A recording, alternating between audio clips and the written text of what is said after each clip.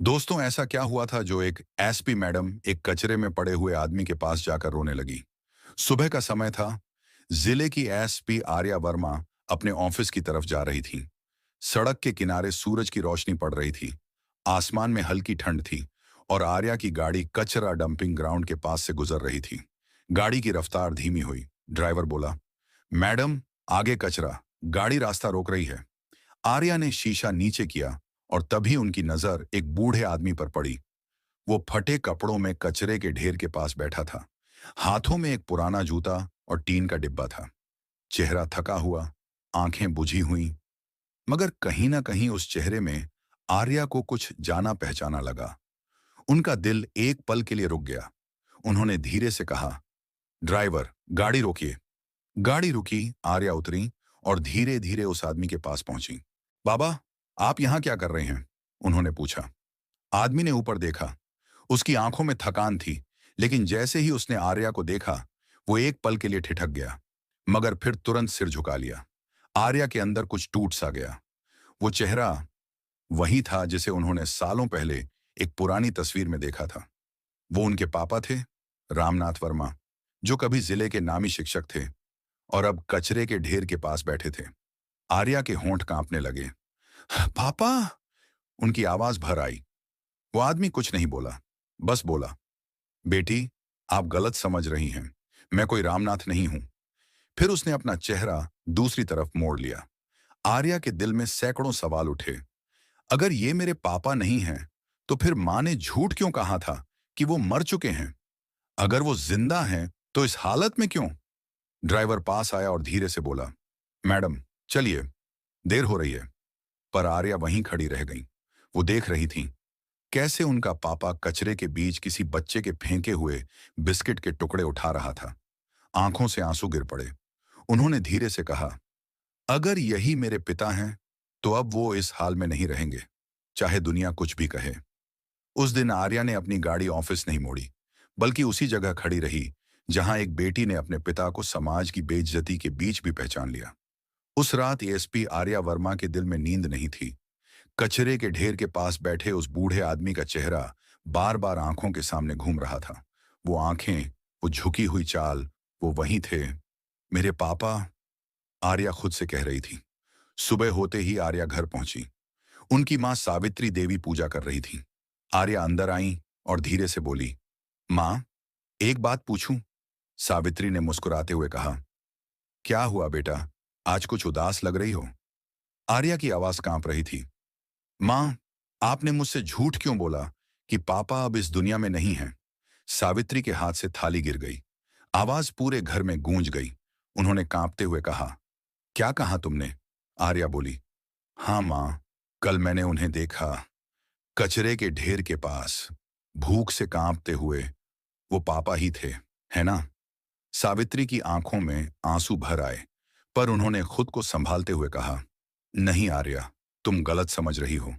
तुम्हारे पापा मर चुके हैं। 8 साल पहले उनकी लाश मिली थी। आर्या ने बीच में रोक दिया। नहीं मां, आप झूठ बोल रही हैं। मैं एक आईपीएस अफसर हूं। सबूत के बिना बात नहीं करती। वो मेरे पापा ही थे। उनके गले का वही तिल, वही बोलने का तरीका, वही शर्म से झुकी नजरें। सावित्री अब चुप थीं। कमरे में सन्नाटा फैल गया। सिर्फ दीवार घड़ी की टिक टिक सुनाई दे रही थी। आर्या की आंखों से आंसू बह निकले। मां, आप बताइए, ऐसा क्या हुआ था कि आपने उन्हें मर चुका मान लिया? क्या वो आपको छोड़कर गए थे या आपने उन्हें भुला दिया? सावित्री ने थका हुआ चेहरा उठाया और कहा, बेटा, तुम्हारे पापा ने हमें नहीं छोड़ा था। उन्होंने अपनी इज्जत खो दी थी। वो शराब में डूब गए, नौकरी खो दी, घर बेचा, और जब मैंने उन्हें समझाने की कोशिश की, तो उन्होंने मुझे और तुम्हें छोड़ दिया। उस दिन के बाद मैंने कसम खाई थी कि उस आदमी को अपनी जिंदगी से मिटा दूंगी। इसलिए मैंने तुम्हें कहा कि वो मर चुके हैं, क्योंकि वो मेरे लिए सच में मर गए थे आर्या। आर्या सुनती रही। दिल में जैसे कोई तूफान उठ रहा था। मां, चाहे वो कितने भी गिरे हों, पर वो मेरे पिता हैं। आपने उन्हें भुला दिया, पर मैं उन्हें नहीं भूल सकती। वो कचरे में नहीं, मेरी जिंदगी में हैं। सावित्री कुछ नहीं बोली, बस बोली, अगर तुम उन्हें वापस लाना चाहती हो, तो लाओ, पर याद रखना, वो जिस हाल में हैं, उसमें उनका सम्मान वापस लाना आसान नहीं होगा। आर्या ने आंसू पोंछे और बोली, मैं एसपी आर्या वर्मा हूं और आज मेरा पहला मिशन है अपने पिता को उनकी खोई हुई इज्जत लौटाना। कहकर वो घर से निकल गईं।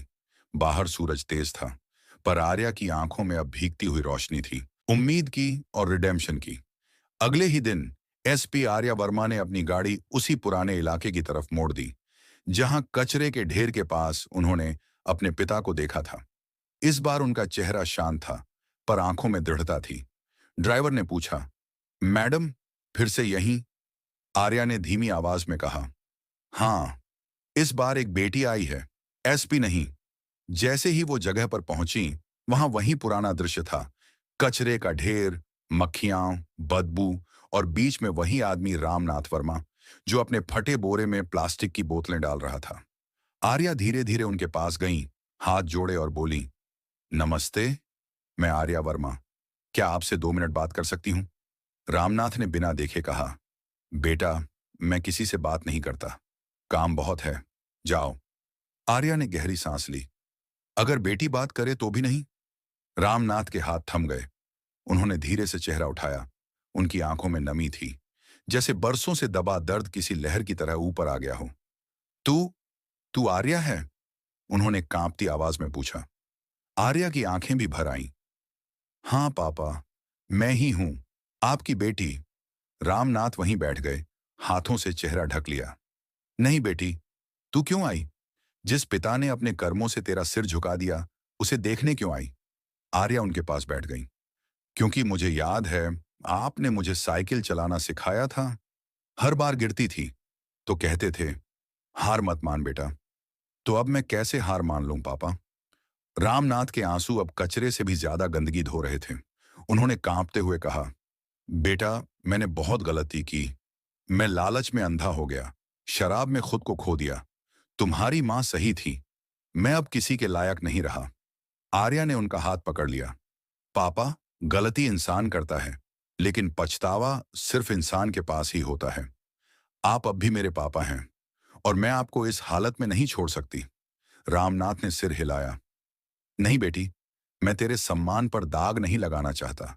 मैं कचरे में हूं, वहीं ठीक हूं। आर्या ने गहरी सांस ली और कहा, तो ठीक है पापा, अब से मैं रोज इसी कचरे के ढेर पर आऊंगी, क्योंकि अगर मेरी इज्जत यहीं बैठी है तो मैं इसे अकेला नहीं छोड़ सकती।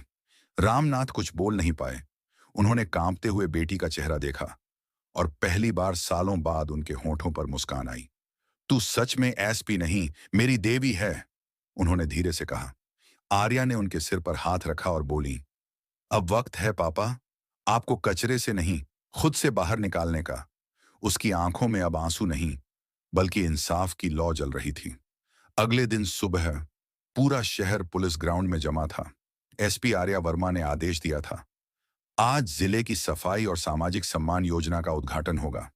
सबको लगा ये बस एक औपचारिक कार्यक्रम है, लेकिन किसी को नहीं पता था कि आज एक बेटी अपने पिता की इज्जत की राख में से सम्मान का दीपक जलाने वाली है। मंच पर माइक लगा था। आर्या ने जनता की ओर देखा और बोली, आज हम अपने समाज में वो गलती सुधारने जा रहे हैं जो अक्सर हम सब करते हैं।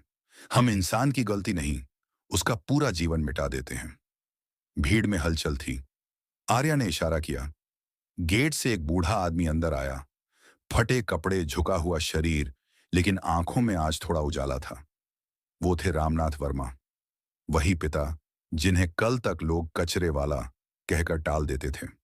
भीड़ ने फुसफुसाना शुरू किया, अरे ये तो वही बूढ़ा है जो कचरे के ढेर के पास बैठता है। पर आर्या ने माइक पर हाथ उठाया। शांति रखिए। उनकी आवाज में अब अधिकार नहीं, भावनाएं थीं। हाँ, ये वही व्यक्ति हैं जो कभी इस जिले के सबसे अच्छे शिक्षक थे। इन्होंने सैकड़ों बच्चों को पढ़ाया, लेकिन एक गलती ने इन्हें समाज से अलग कर दिया। आज मैं, एसपी आर्या वर्मा, अपने पिता को फिर से समाज के सामने सिर उठाकर खड़ा कर रही हूं। पूरा मैदान सन्न रह गया। रामनाथ कांप रहे थे। बेटा, मत कर ऐसा, लोग हंसेंगे। आर्या ने उनके पैर छुए। जो समाज अपने बुजुर्गों पर हंसता है, वो खुद कल इतिहास में रोता है। उन्होंने जनता की तरफ देखा। ये मेरे पिता हैं, जिन्होंने गलती की पर उससे सीख ली, और मैं आज उनसे नहीं, उनके साहस से गर्व महसूस करती हूं। फिर उन्होंने अपने हाथ से अपने पिता को सम्मान पत्र और फूलों की माला पहनाई। भीड़ में तालियां गूंज उठीं। कई लोग रोने लगे। रामनाथ की आंखों से आंसू बह निकले। उन्होंने कहा, आज बेटी नहीं, भगवान ने मुझे माफ किया है। आर्या मुस्कुराई। नहीं पापा, भगवान नहीं, बस आपकी बेटी ने आपको दोबारा देख लिया है। कैमरा ऊपर उठता है। एक पिता और बेटी एक दूसरे को गले लगाते हैं। भीड़ तालियों से गूंजती है। पर्दा धीरे धीरे काला होता है और आवाज आती है, कभी कभी इज्जत खोने से नहीं, उसे लौटाने की कोशिश करने से इंसान बड़ा बनता है। और जब एक बेटी अपने पिता के लिए खड़ी हो जाए, तो दुनिया का कोई कचरा भी उस रिश्ते को गंदा नहीं कर सकता। दोस्तों, यह कहानी किसी व्यक्ति, संस्था या जीवित मृत पात्र से जुड़ी नहीं है। इसका उद्देश्य केवल मानव संवेदना, सोच और जागरूकता को बढ़ाना है।